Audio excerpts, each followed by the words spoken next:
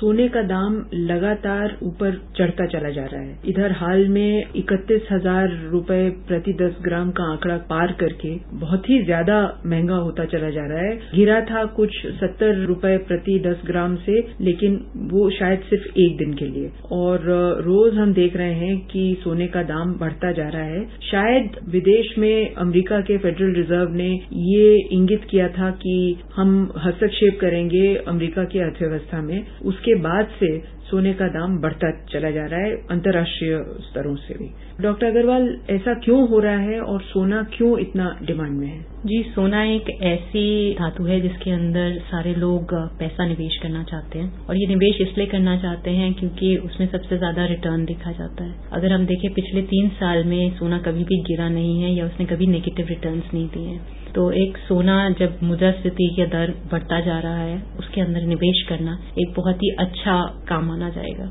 Stock market में निवेश कर सकते थे, कैपिटल मार्केट्स में निवेश कर सकते थे, या आप फिक्स डिपॉजिट में अपना पैसा डाल सकते थे, या आप जमीन जायदाद में अपना पैसा डाल सकते थे। हालांकि हर घर में, हर परिवार में सोना तो होता है, लेकिन ये माना नहीं गया है कि सोने से देश की अर्थव्यवस्था पे बहुत ज्यादा, सोने में निवेश से देश की अर्थव्यवस्था में बहुत ज्यादा प्रभाव पड़े या ये कोई बहुत अच्छा निवेश हो, ऐसा नहीं माना गया है। तो इसका क्या कारण है कि बाकी निवेश अब ऐसा लग रहा है कि उतने अच्छे नहीं माने जाते हैं और सोने में ही निवेश करना उचित माना जा रहा है? जी, अगर हम देखें सोने के अंदर जो निवेश है, हमारा देश सबसे ज्यादा निवेश करता है बाकी देशों के मुकाबले, और इसके अंदर जो निवेश है वो इसलिए सबसे ज्यादा होता है क्योंकि जो बाकी के निवेश के ऑल्टरनेटिव्स हमारे पास अवेलेबल हैं उसमें इतना पैसा नहीं मिल रहा। सबसे ज्यादा सोने का निवेश किया जाता है बैंकों के द्वारा। उसके बाद आते हैं हमारे कंज्यूमर्स, जो इंडिविजुअल कंज्यूमर्स हैं। जो बैंक करते हैं वो इसलिए करते हैं क्योंकि ये बहुत ही अच्छी सेफ इन्वेस्टमेंट मानी जाती है। जो इंडिविजुअल्स करते हैं वो बहुत सारे कारणों की वजह से करते हैं। जैसे इस देश के अंदर एक कल्चर है जिसके अंदर हम कहते हैं कि हमें सोना अपनी लड़की को देना चाहिए, या हम कहते हैं त्योहार आ रहे हैं तो आपस में उसे खरीदना चाहिए। कुछ दिन है, तृतीया, अक्षय तृतीया जैसे, धनतेरस जैसे, उन दिनों पे शुभ माना जाता है सोने को खरीदना। तो जो सोने का निवेश है वो एक तरह से कल्चर के अंदर ही बिल्टअप है। दूसरी चीज, अगर हम इकोनॉमिक्स की तरफ देखें तो क्योंकि मुद्रास्फीति की दर तेज होती है जिस भी देश के अंदर, वहां पे 2 सबसे ज्यादा अच्छे निवेश माने जाते हैं। एक तो जमीन के अंदर, रियल एस्टेट के अंदर, और दूसरा सोने के अंदर। अब रियल एस्टेट की मार्केट पिछले 2 साल से ऊपर नहीं उभरी है। निवेश अच्छा किया गया पिछले 4-5 सालों में, उसके जो रिटर्न्स हैं, जिनके हम कहते हैं कि हमें क्या फायदा हुआ है, उसके अंदर लाभ हुआ है, वो घट गया है, जिसकी वजह से अब हमारे पास जो दूसरा ऑप्शन बच जाता है वो बच जाता है सोना। ज्यादातर निवेश सोने के अंदर हो रहा है। तीसरी चीज, अगर हम देखें, गवर्नमेंट जो है वो काफी सीरियस नजर आती है, ये जो सरकार है ब्लैक मनी की तरफ। वो चाहती है कि जो सोना प्रोड्यूस हो रहा है उसके ऊपर हम टैक्स लगाएं, 1% एक्साइज ड्यूटी लगाएं, जो मार्च के अंदर उन्होंने डिसाइड की थी। पर क्योंकि इसकी लॉबी इतनी स्ट्रांग थी, उन्हें वो डिसीजन अपना वापस लेना पड़ा मई के आसपास।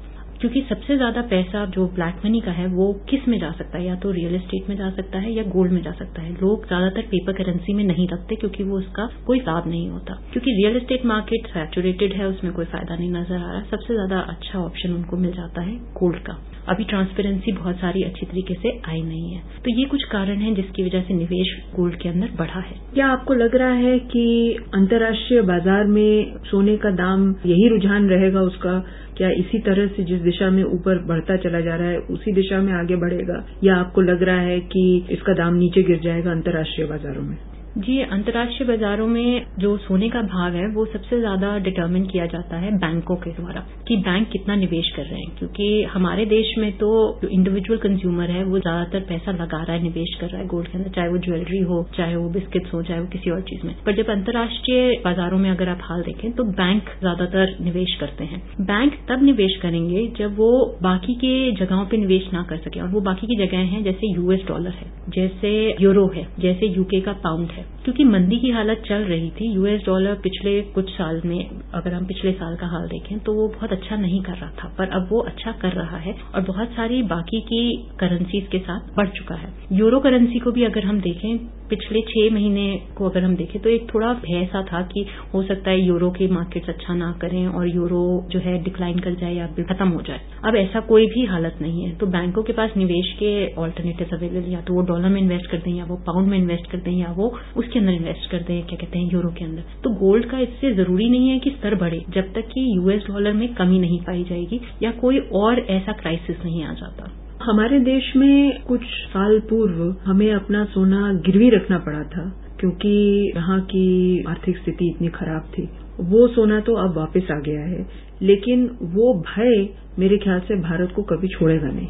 जी, ऐसा हमने प्लेज जब किया था वो 1990 का दौर था, जब हमारी जो बैलेंस ऑफ पेमेंट की पोजीशन थी वो बहुत बुरी थी। हमारी मार्केट्स खुली हुई नहीं थी, हमारे पास 15 दिन से ऊपर के इम्पोर्ट्स के पैसे नहीं थे, फॉरेन एक्सचेंज रिजर्व अच्छा नहीं था। अब ऐसी कोई स्थिति नहीं है, जबकि जीडीपी टू डेट की रेशियो काफी हाई है, 4% के आसपास है। फिर भी हमारी जो फॉरेन एक्सचेंज रिजर्व है वो अबाउट $219 बिलियन है, तो बहुत अच्छी स्थिति में है हम। तो हमें उतनी चिंता करने की बात नहीं है। जिसे हम कहते हैं करंट अकाउंट डिफिसिट, आयात और निर्यात के अंतर। उस आयात और निर्यात के अंतर में तो काफी हम देख रहे हैं कि हमें तंगी हुई है, हमें दिक्कतें आई हैं। पर क्योंकि भारत एक दृढ़ देश है जिसका ग्रोथ रेट 5 से 7% भी है, जबकि बाकी देशों जैसे अगर हम रशिया देखें जिसका 4% है, चाइना जो 12% के आसपास ग्रो कर रहा था अब 8% पे आ गया, तो हम अपने देश के अंदर अच्छा कर रहे हैं। तो इसलिए वो वाली चिंता की हालत अभी है नहीं। हमने ये सुना है कि इधर गोल्ड फ्यूचर्स में, जो कि एक तरह से सोने का दाम कितना होना चाहिए आगे जाके, उसको लेके काफी उथल पुथल मची हुई है। और गोल्ड फ्यूचर्स एक तरीके से एक जरिया था ये पता करने का कि सोने का दाम ऊपर जाएगा या नीचे आएगा भविष्य में। तो गोल्ड फ्यूचर्स में जो ट्रेडिंग हो रही है उसके बारे में आप क्या कहेंगी? जी, अगर हम फ्यूचर्स मार्केट को देखें, थ्योरी में देखें तो बहुत सही तरीके से कहते हैं कि वो एक किसी भी पदार्थ की खोज कर सकता है कि वो कितने पैसे पे बिकना चाहिए। पर अगर हम प्रैक्टिकली देखें, ये तभी मुमकिन है जब उस कमोडिटी का या उस धातु का बहुत ज्यादा सप्लाई अवेलेबल हो। गोल्ड हमारे कंट्री में ऑलरेडी बहुत स्केर्स है, हम मैक्सिमम अमाउंट इम्पोर्ट करते हैं। इस स्केर्सिटी की वजह से जो खोज है, जो प्राइस की खोज है, वो फ्यूचर्स मार्केट में नहीं होती। और ये जो फ्यूचर्स मार्केट है ये सिर्फ एक स्पेकुलेशन का माध्यम बन जाता है, जिसमें लोग सिर्फ निवेश करते हैं मुनाफा कमाने के लिए या लाभ कमाने के लिए। तो उसमें सोने का जो सही दाम होना चाहिए वो हमें नहीं पता चलता। इधर हाल में एक नया इंस्ट्रूमेंट भी लॉन्च हुआ है जिसमें बिना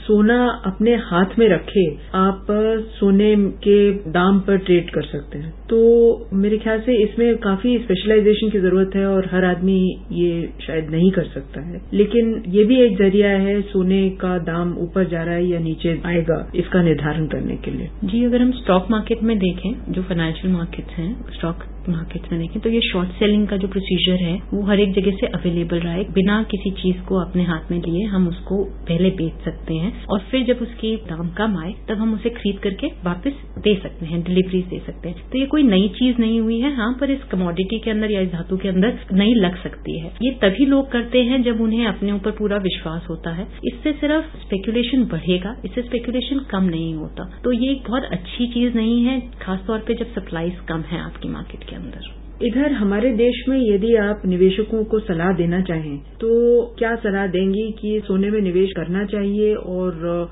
यदि करना चाहिए तो किस फॉर्म में सोना खरीदना चाहिए? हमें गहना खरीदना चाहिए या बिस्कुट खरीदना चाहिए या सिक्के खरीदने चाहिए या गिन्नी खरीदनी चाहिए? किस तरह से सोना खरीदना चाहिए? जी, जब भी हम निवेश करें तो सबसे पहले हम ये देखें कि हमारी उसकी किस समय जरूरत है। अगर बहुत ज्यादा इमीडिएट जरूरत है तो ज्वेलरी खरीदी जा सकती है, वो देखा जा सकता है कि उसके मेकिंग चार्जेस कितने हैं गोल्ड के मुकाबले। अगर वो इन्वेस्टमेंट कर रहे हैं बिस्किट्स में या बाकी चीजों में, सिर्फ निवेश और बाकी आगे बेचने के लिए, तो बुरा जरिया नहीं है अभी पैसा लगाने के लिए। पर पैसा तभी लगाएं जब वो उनके पास ज्यादा हो उनकी जरूरतों से। इसलिए नहीं लगाएं कि उससे मुनाफा कमाया जा सके, क्योंकि अभी मार्केट में अगर आप ज्वेलर्स के पास जाएं तो उनके पास काफी गोल्ड पड़ा हुआ है और वो बिक नहीं रहा है क्योंकि प्राइसेस बहुत ज्यादा ऊंची है। और ये एक ऑर्गेनाइज्ड मार्केट है गोल्ड की, जहां पे वो प्राइसेस कम नहीं करेंगे।